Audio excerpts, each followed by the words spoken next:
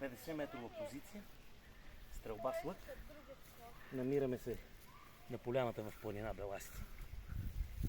Виждате мишената на 50 метра. Тя е 60 на 60 см. Големината щита. Доста трудно за асирийски лък, такъв, който се стреля с до 30 метра. Ние ще направим демонстрация на 50. И ето демонстрацията. Заби долу. Долу нищо заби в мишената.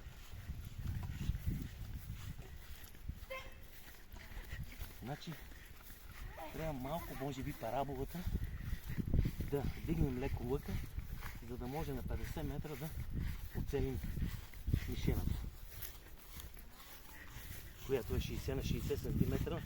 Не е никак голяма за 50 метрова позиция. Доста трудничко, но човек трябва да се умява да прави нещата както трябва. Ето е стрелата. Забита в мишената в жълтото. Виждате? Забита горе-долу, близко до тази малката мишена, която е. Вижте на 50 метра. Какво прави този лък? Как поразява на 50 метра? Това е, приятели, на 50 метра асирийски лък, исторически и оцелено в